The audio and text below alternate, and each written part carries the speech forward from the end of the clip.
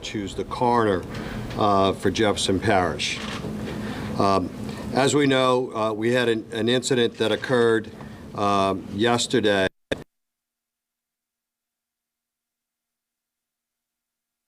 that started as a road rage that began on the Greater New Orleans Bridge, went down General de Gaulle, continued to Berman Highway, took a right on Berman Highway, and came to stop at the corner of Berman and Holmes. We've been able to validate that through both independent witnesses as well as Mr. Ronald Gasser's statement relative to this particular situation. We also know that Mr. Gasser, at that particular location, admitted to shooting Joe McKnight Jr. at that location. So, as a result of that, we have begun this investigation. So, let me tell you where we are and why. First, out of fairness and equity to the life that Joe McKnight Jr. lived, as well as the life that Ronald Gasser lives, this investigation is not going to be moved, influenced, coerced, changed in any way by any external force, comments, or otherwise.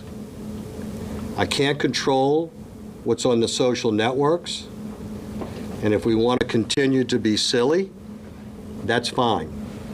What I can control is when people in this community decide to demonstrate, that they do so peacefully. And they do so in accordance with the Code of Ordinances of Jefferson Parish, as well as the laws of the state of Louisiana. And if those ordinances and laws are not abided by, they will be arrested and put in jail.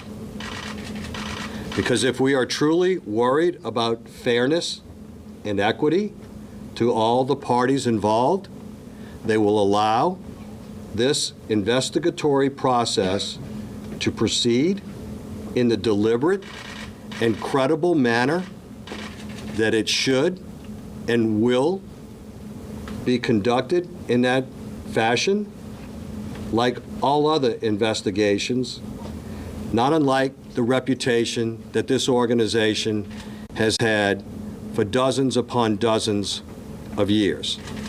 So let me make that perfectly clear from the get-go. Let me also state that we're not going to reveal at this point in time any of the details of this investigation. Why? There are still witnesses that we are looking for. And I do not want to be accused of tainting this investigation or suggesting a story about this investigation to witnesses that we have not located and talked to. Simply put, that is the appropriate thing to do. The speed, the time frame in which we get to a conclusion is of no moment. Everyone should pause and reflect and recognize that a rush to judgment does not equal anything.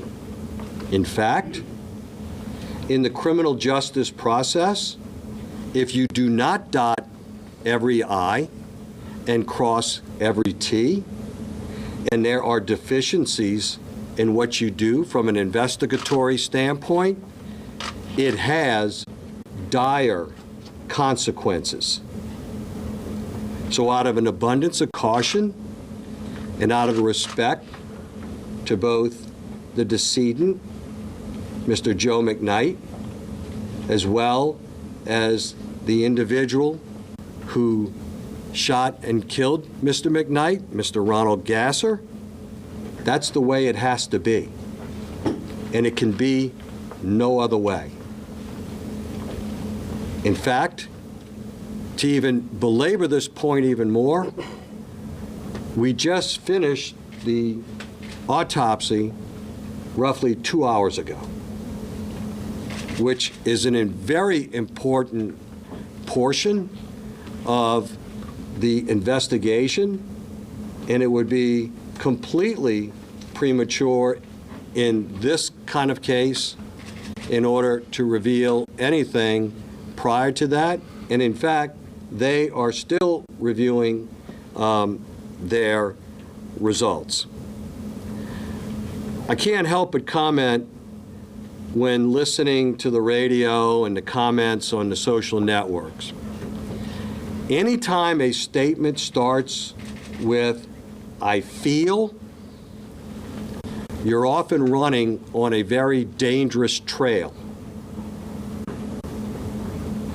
Any story other than the story that you hear from me, the coroner, Dr. Jerry Satanovich, or the district attorney, Paul Koenig, should not be believed. Because our story is going to start with the evidence suggests, the evidence reveals, or the evidence is. So again, I would ask the community to pause and reflect that when you start with "I feel," that is a slippery slope. Your feelings, my feelings, his feelings, Mark's feelings are of no moment. They don't matter. It's what the evidence suggests, what the evidence reveals, and what the evidence is, simply put. So I would strongly suggest that you stop believing what you're reading. So let me put just a couple of things that I've been made aware of to rest. Mr. Gasser did not stand over Mr. McKnight and fire shots into him. The 3 casings were located within the vehicle. Mr. Gasser was in his vehicle when he fired 3 shots. So that did not happen. That witness account, and we talked to that witness, if it's the same one that I'm talking about, is factually incorrect. It did not happen. There is no video that we've been able to recover at this point in time, so that does not exist either. We have no witness account of an apology being made by Mr. McKnight to Mr. Gasser. So that did not occur. And I'm sure by the time we finish this press conference that there will now be new iterations of this story now that I've dispelled those 3 ingredients of a story. So once again, I caution you to only believe the story that comes from me, Dr. Satanovich, or the District Attorney Paul Koenig. So none of that is true. I've been already accused of dropping the ball, of doing this and doing that, because we released Mr. Gasser last evening after we took his statement. As I said before, external influences will not motivate this office one way or the other as to how we are going to conduct this investigation strategically. And because there are still witnesses that are out there, I can't go into the details as to why that is at this point in time, but I can tell you I can't wait for that moment so that I can set the record straight. But we will leave no stone unturned. We've had as many as 30 to 40 officers working this investigation through the night. And we will continue to work this, and that's my commitment to the community. Because in the end, the community's interest is larger than any individual's interest. And we have to keep that in mind. The fairness and equity interest of the community outweighs the interest of any individual. Now, to the protesters out front who have asked for us to block the West Bank Expressway, that is not going to happen.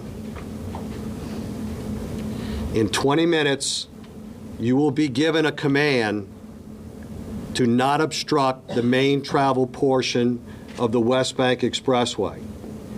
If you continue to do so, you will go to jail. You have every right to peacefully demonstrate on the property between the fence and the highway, but you will not be allowed to obstruct the safety and security of the traveling public in Jefferson Parish, and we will not cordon off a piece of the elevated West Bank Expressway that's been requested, a piece of the lower West Bank Expressway that's being requested, the interstate highway, or any other piece of highway in Jefferson Parish for purposes of that demonstration. It is not going to happen. That is not what we do. So that we're clear, you will abide by the Code of Ordinances of Jefferson Parish.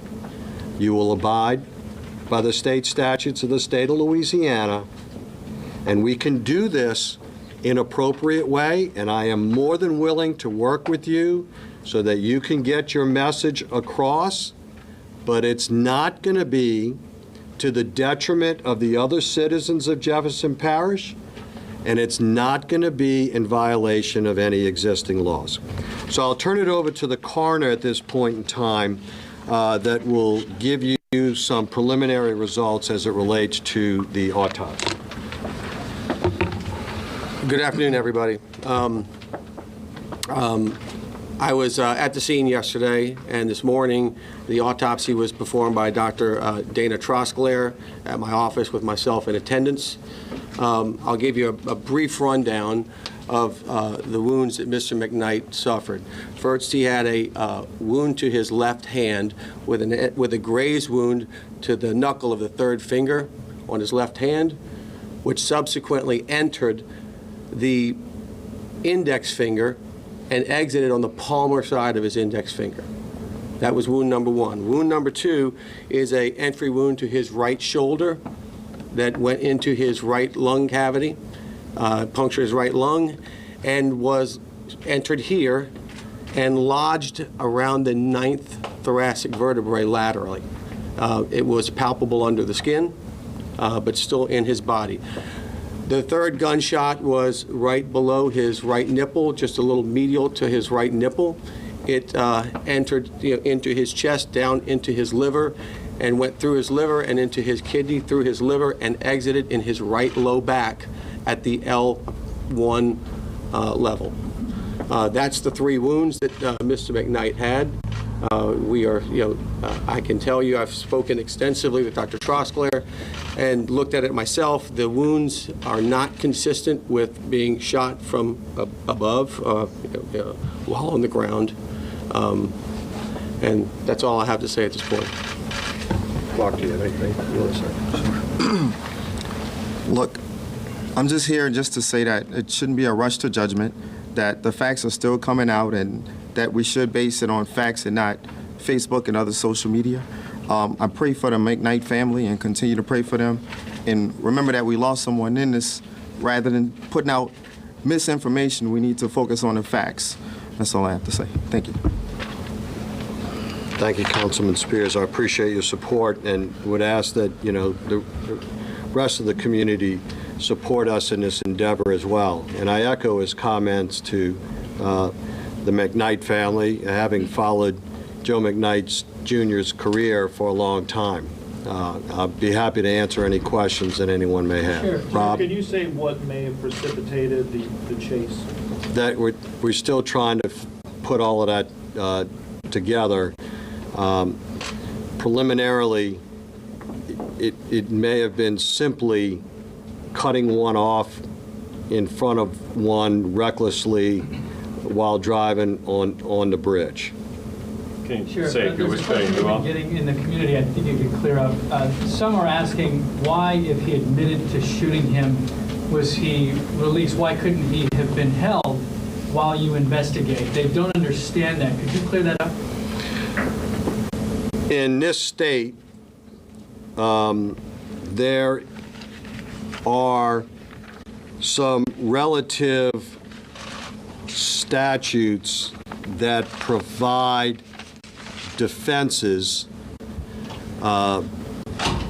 to certain crimes. And we have, for example, officers have those same defenses. So when we shoot and kill somebody, the question is, it's a homicide. The question is it justified or not? And as you go through this process and we're piecing together all of these statements, that's why. The fact of the matter is, as I said before, you're very much on a slippery slope if you make a rush to judgment and you make a strategic or tactical error from the beginning that gets it very hard to recover later. So out of an abundance of caution, look, the easiest thing for me would have been book him, Dano, right? But the fact of the matter is that in trying to flesh out these details as it relates to all of this and not having that rush to judgment and doing this in a very deliberate and appropriate fashion, we chose not to do that. Of course, where that leads us at this point in time is that everybody wants to make this about race. This isn't about race. And I'll just throw this out, folks, just so that everybody knows, so that there's no hiding the ball. The gentleman that raised Joe McKnight Jr. used to work for this office. So this office and many of the members that are sitting over here, they're close to his family. The person that's probably got more of a concern than anything else is Mr. Gasser. Of course, he doesn't know this, he does now, but used to work for this office. So, He did, Gassner? no. The man that raised Joe McKnight Jr. used to be a deputy for the Jefferson Parish Sheriff's Office. All right? So there's a connection. All right? This will be done in the appropriate way. Sheriff, since you mentioned race, are you investigating this as a possible hate crime? We have nothing of any witness that reveals anything to us at this point in time to suggest that. Did Mr. Gasser have a concealed handgun license? That is still being researched. Sure.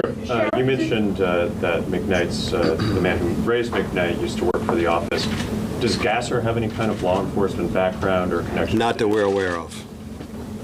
Sheriff, has Gasser said anything during the interview that you can share with us? I'm not, no. And can you confirm, just to make sure, that Gasser is white, is that correct? I'm sorry? Gasser is white? Is that Yes.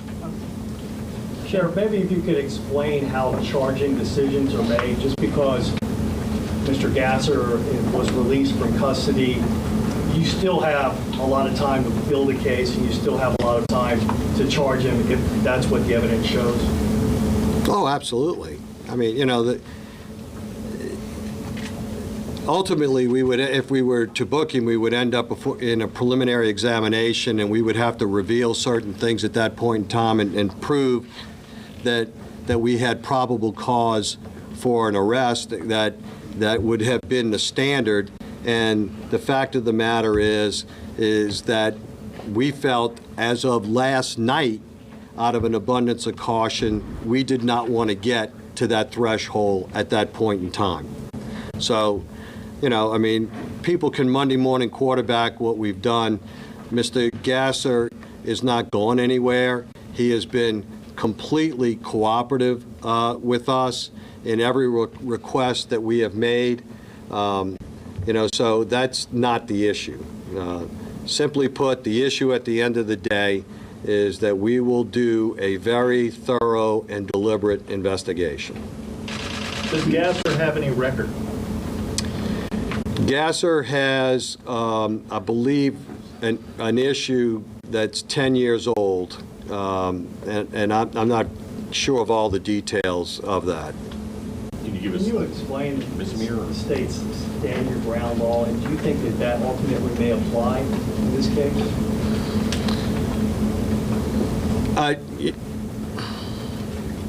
It is one of the issues that looms on the horizon as it relates to, I'd rather not opine on that at this point in time. I mean, as I said before, folks, the difficulty here is that I still got other witnesses that I want to talk to. And I don't want to taint their testimony, or their statement to us. And I hope that you understand. I'm trying to be as transparent as possible here. I'm trying to calm the community, the angst, the anxiety, but I'm trying to, at the same time, delicately balance that against the sanctity of the investigation. And I just hope that you would be understanding and that the community would be understanding that that's what we need to do here. And that's why y'all have been around me long enough to know I don't evade questions. But there are other witnesses that we know that are out there that we're trying to get our hands around. We found some last night. Actually, we communicated with some through Facebook, and we actually were able to find them and talk to them. And there are others that we're still looking for.